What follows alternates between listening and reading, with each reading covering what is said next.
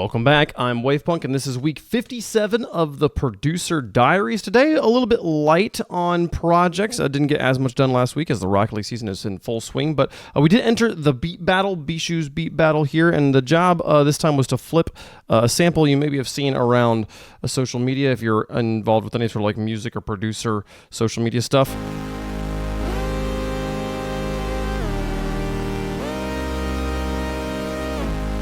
This is that twice, so some chords and kind of little like handheld pocket synth is kind of what you see in the video. This was not my favorite type of chord progression, so I took this and said, hey, how about I'll just like take one chord out of this and flip it, and this is what I came up with.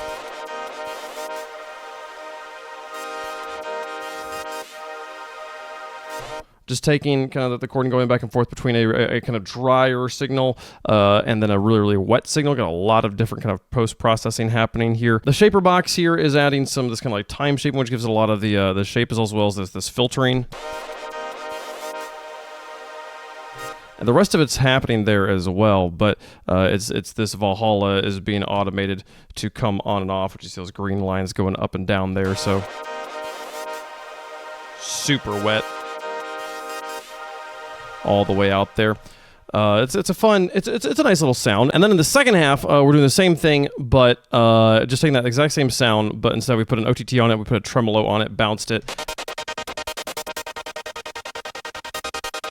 It's a really, really kind of agitated sound that's maybe a little bit difficult to listen to by itself, but it's a cool sound. It's got some good stuff going on in it, and this is what it sounds like overall.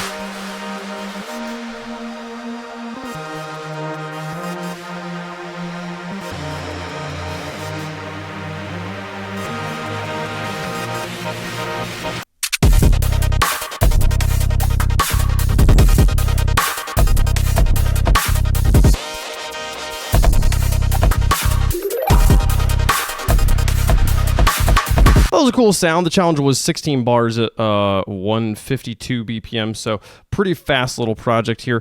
And it was fun to like take that same idea though and kind of flip it into two different kind of spatial ideas. One over here where you got a lot of space with this, synth. These guys down here. This is a splice riser with the low end chopped out. I really wanted that low end to like hit real hard on that drop, and so having low end, I could have had some low end over here and then kind of pulled it out as it went, but I just think I kind of, overall, I'm pretty sure if I look at the span here or at the millimeters down below there, either of these, see there's really nothing happening in this low end. And it stays that way so that when we get over here, it really fills in and feels nice and punchy there. There's not really a lead would be the only thing that I would kind of criticize with this sound. There's no like one thing kind of like grabbing your attention. I tried to put some vocals in, but nothing quite worked. I tried this idea.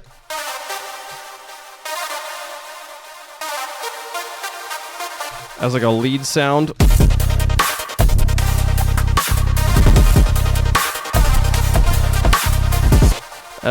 It felt like it clashed with the idea. I really liked how clean all this was, and I in the 2 hours I didn't really have time to come up with a good lead there at the end. But the bass, we are again doing a lot of this kind of like PWM sine wave thing. We're kind of pushing it over, which creates a lot of like space. So you're getting this kind of like pulses of sine wave instead of getting a full like low end hum, which gives us all those like partials that you were seeing there in the span. If I just solo the bass here, it's very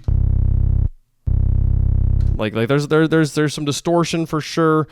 Shaper box is doing some filtering. This is actually the shaper box is actually filter side chaining instead of volume side chaining, just to kind of mess around with, just try to get it in my ear what that sounds like differently than volume side chaining. But yeah, if I just like mute the drums.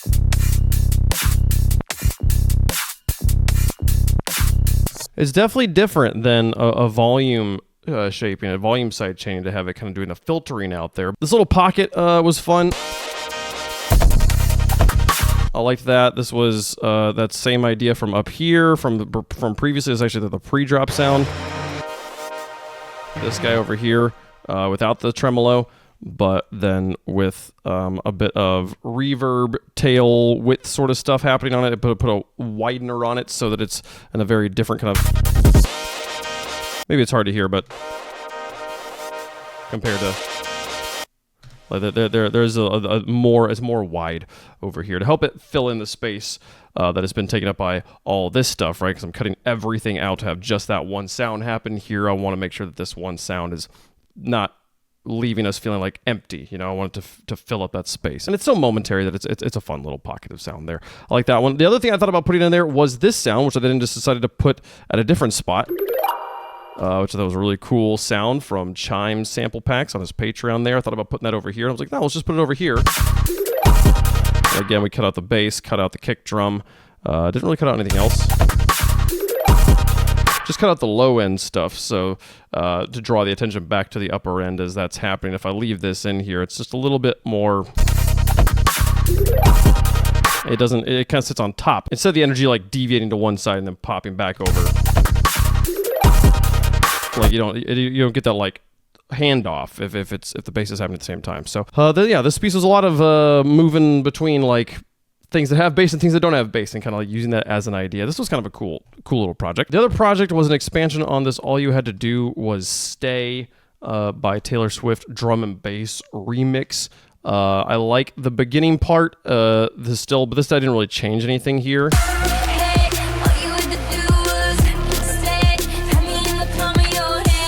It's a cool sound. Back like week 56 when the video was on Acid was when we kind of went through this idea. I'll play kind of the back half of it here just to avoid copyright issues because YouTube did hit the video. And then play you the kind of the back, the second part. This part is all brand new and it's pretty solid tonal shift with some pretty cool bass stuff. I like what we're doing with the basses over here. So yeah, here, tell me what you think of this.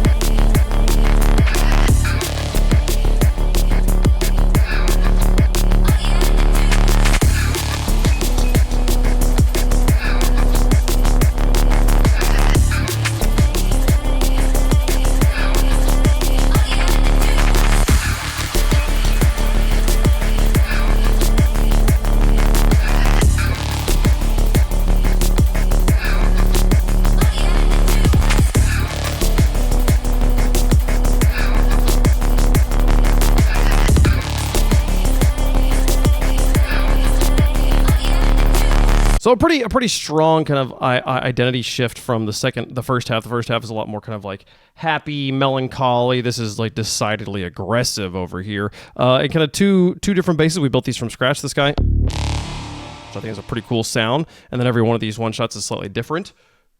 It's a different tonal space. And it's the same as the first one actually. Went low on that one. And then this one I think has a tremolo on it. Yeah, and a lot higher. And then these are reuses of the other ones from over here. But this one was all built in this guy here, which we're doing. There we go. Again, this PWM to sine wave thing is kind of, I really like the kind of notchiness sound, the pulse sound in my basses. I've always known that since the beginning. That if you go back to like the very first videos on the channel, where I'm using this Alchemy preset called Warm Analog Bass, and I like it a lot, and it has the sort of that sort of vibe to it, and so I really gravitate towards that sound. I've always liked that sound, and I really like that I'm figuring out slowly how to make it here. But then this one obviously moves and goes through a lot of changes. This equalizer here with this notch is kind of creating wherever we want that tone spot. If I take this and go like this, so you've got a different sound, right? So every time I bounce this, I basically just rebounced it with that knob turned to a slightly different place. It's these two envelopes, which are basically the same shape, just in inverse qualities depending on what I needed them for. Like I want the reverb to, on the beginning of the note, be gone. So it is like without reverb, and then on the tail lets it go. I couldn't quite figure out how to make this shape do that for me. I'm pretty sure it could have worked, but I was like, it's just easier to build an inverse one here, and then just use them depending on where they went. I also have this attached to the resonance of this filter. You can watch this cutoff moves. It goes up, and so as that cutoff opens, the resonance on it also goes up. So kind of just like doubling down on this sort of effect, just with different frequencies there, and keeping it from being really resonant-y down where I want it to just be like this, almost like this like sub hit. So that's what that one's doing. This one is moving that cutoff. This one is moving, and also kind of having it do this starting up here gives it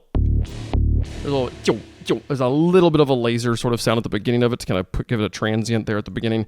This is also moving the drive. It's moving the frequency of that equalizer. A warp, it's the thing that's moving this guy. It's also moving the mix knob on this filter.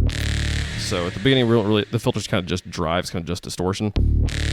And then it becomes a bit more shaped there.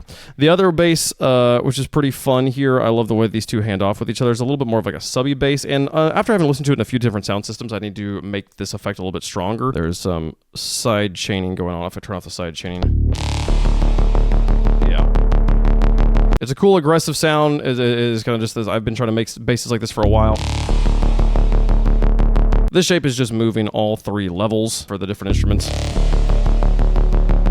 And then this guy is opening up the drive, the distortion, as well as the volume of this guy. So this guy is the higher frequency. You can see it is on the 1 octave and 4 semitones. So it's got the kind of dum, bum, bum, bum, bum, bum, bum, and then up there as well. That's this one. So if I turn these off, you can hear it just in isolation. And then we have that one going up in volume as this note carries on. This guy is kind of creating the actual like melodic motion. He's just moving what semitone this is on. So as the note plays out, it's still just there, and then it'll hit this, and you don't see anything visually, but this does move that semitone. So from a na to a na, and we get a bit of a change. And then over here we have a second instance of this, just because I couldn't figure out a better way to do this, where that envelope is a bit differently shaped, so that you get a bit of a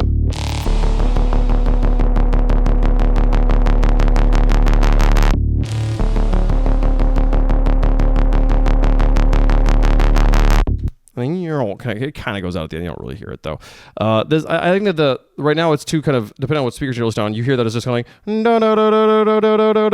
instead of like dum dum dum dum dum dum dum. I want a little bit more motion in this, so I probably need to go in and actually turn these levels to be further down at their lowest points, so the bass actually kind of leaves a little bit. Maybe something to do with the master, or maybe with the distortion as well. Have the distortion turned down so like it's distorted at the beginning and kind of goes out, and then use a compressor to kind of middle it back out, something like that. I don't know. These basses though were a good progress for us, and then there was some fun stuff up here with the vocals too. I like this sound. I don't like I don't like where it's sitting exactly frequency right now, but I like the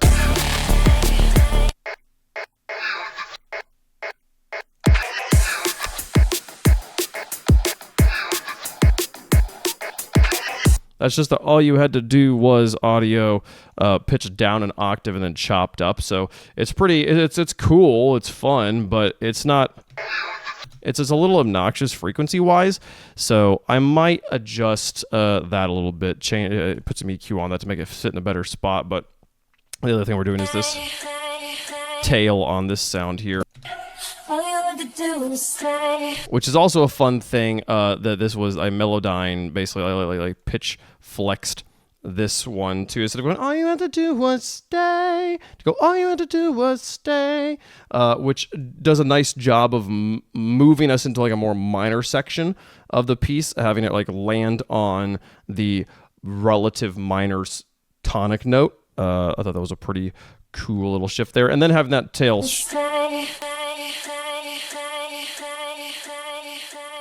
continue on there was a nice thing, and then we created a reversal of that over here, so it kind of brings us back out.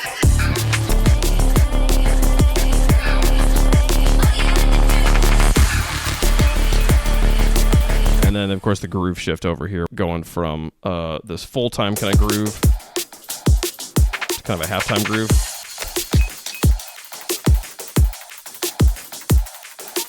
Which you might be listening to that and being like, that's not what's happening over here. Like every other one is out. I literally just, kind of out of laziness, I just have this shaper box chopping out the first one. And it does create a little bit of a pocket because I'm also chopping the snare drum out of this guy. And so this is the one thing I need to really work on in this section, is kind of massaging that. I think really going back and just re-rendering these in the sessions where I made these drum samples without the kick drums will help avoid those pockets, or without the snare drums will help avoid those pockets that are being created there. Just create a halftime version of this Vengent snare, create a snareless version of this melancholy groove. And then we'll be in a spot where that's not as much of a pocket. I also need to work on the transition between these two, though. I think that can hit a lot harder. So I'm really excited about that. I did also mess around with putting a different Taylor Swift song in here.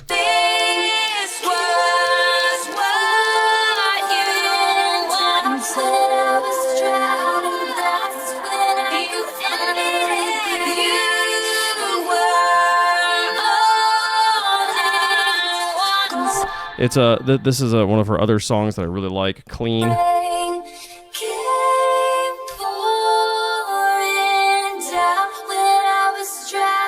Bet YouTube comes after me for playing that sample all clean like that. But this is a cool sound that you can put in some cool spots, especially with the tremolo effect that we were kind of like bringing in and out there.